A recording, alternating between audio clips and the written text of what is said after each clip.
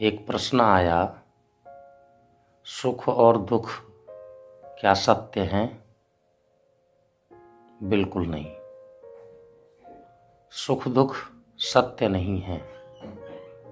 सुख और दुख परिस्थितियों के अनुकूल आते जाते रहते हैं। सुख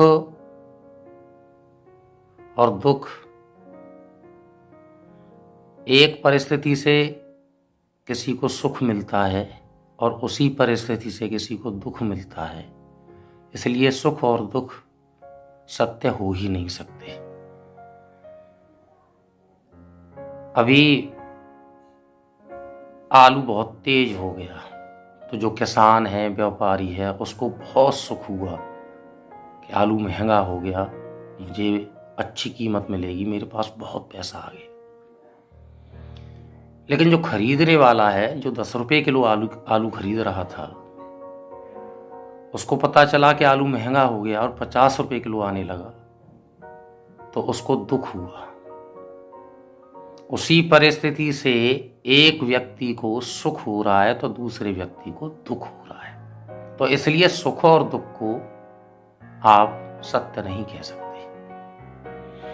एक बीमारी आई बहुत तेजी से और बहुत ऊंचे लेवल पर वो फैलने लगी, तो डॉक्टर लोग खुश हुए, बोले सीजन आ गया, 2 महीने 3 महीने कमाई कर लो चकाचक और फिर आराम से पूरा वर्ष कटेगा।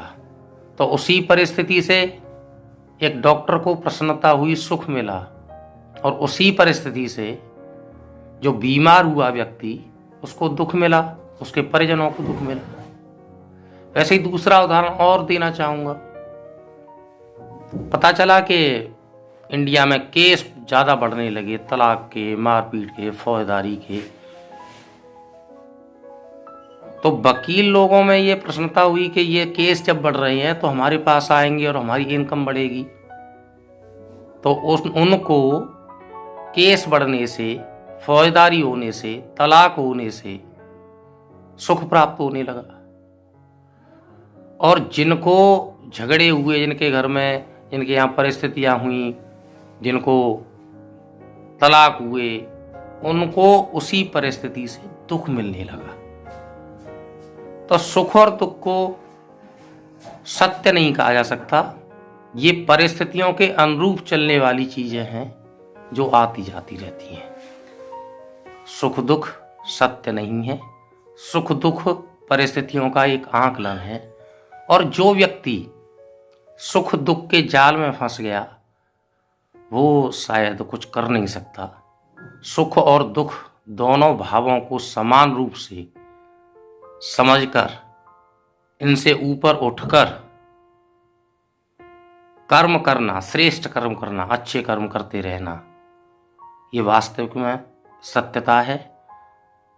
सुख दुख सत्य नहीं है, ये परिस्थितियों के अनुसार चलने वाली चीजें हैं। इसलिए सुख और दुख से ऊपर उठकर आप अपने कर्म करिए, यही जीवन की सत्यता है।